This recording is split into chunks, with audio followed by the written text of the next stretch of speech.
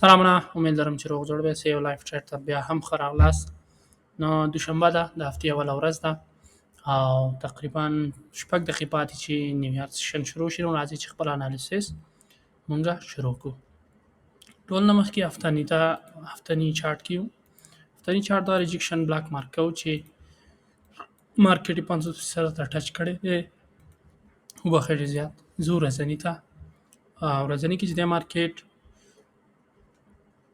داسې خاص ځینې ریاکټ نه دی ورکړی لکه ما چې انالیسیس ویډیو کې ویل چې داسې نه به ریاکټ ورکوي نه پوهېږم یا به سبا ورکوي او یا چې دی همدارنه نه. خو ورځني کې ورسه مارک مونږه ورځني کې دا سپورټ ځای مونږه مارک کوو چې داسې نه مارکیټ کولی شي ریاکشن ورکړي.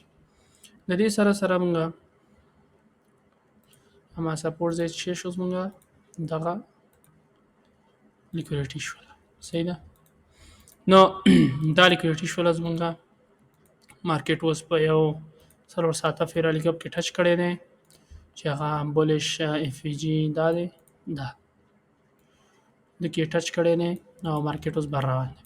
مارکیټ ته فکر کوم برم لیکوریټي لري چې اول دا ده د دې سره دا ده او دا لاندې ټولې لیکوریټیانې دي. خو هغه زه به داسې نه مارک یعنې څه مارک مشکل نه لري. زه یو ساعته ته چې خالي د یګام نه ګوره ښې چارټ انالیسیس کې ورته دا سکرین ډېر ښه ښکاري نو زموږ ورته فکر ښکاري چې ته یو نوبړه دی. نو زه په خپل ذهن باندې دغه کوم که دا زه مارک هم نه کوم ماته ښکاري او دا لیکوریټي شوله دا شوله. نو زه بل چېرې 10 دقیقې ته 10 دقیقې کې چې دی مونږه دا اورډر بلاک لرو چې کیدای شي مارکیټ د ځینې ریاکشن ورکړي داسې بولش اورډر بلاک لرو دلته مونږ که د ځینې هسې خاص ریاکشن ونه کړو د ځینې دلته هم لاندې لیکوریټي ډېره لري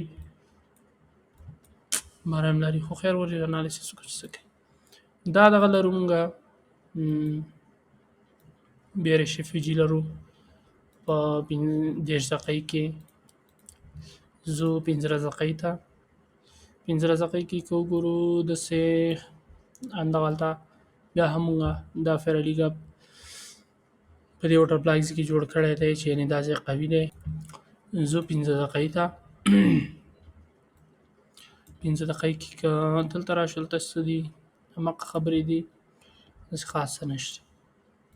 نو داسې کې مونږ څه لرو هېڅ نشته. دلته هم دا دوه لیکوریټیانې دي چې کېدای شي مارکیټ سویپ ورکړي او بیا لاړ شي دا او دا. زه 3 دقیقې ته 3 دقیقې کې به هم داسې خاص څه نه وي. زما په نظر مارکیټ به څه کوي ښه چې یا خو اول دلته ټچ کوي بیا ځي بره صحیح شو. دا دوه سناریوې زه لرم صحیح ده دا او یا چې دی مارکیټ دلته بره ځي د ځي نه بره ځان راغورځوي لاندې ځان بره ځي اول بیا لاندې ځان راغورځوي.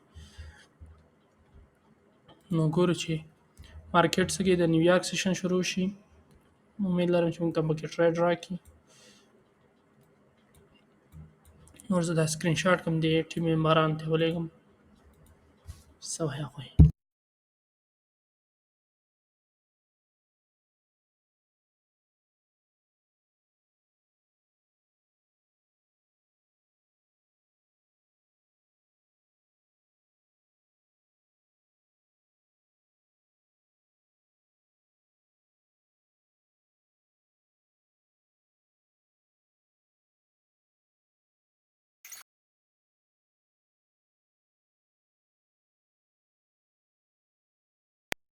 ما خپل ټریډ 50% دلته بند کو صحیح ده.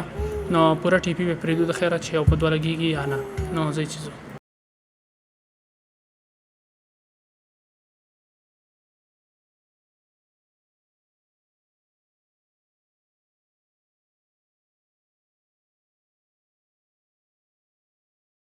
ښه. زما پوره ټریډ دلته بند شو صحیح ده. دلته که لیکوریټي سویپ وکړي نو زما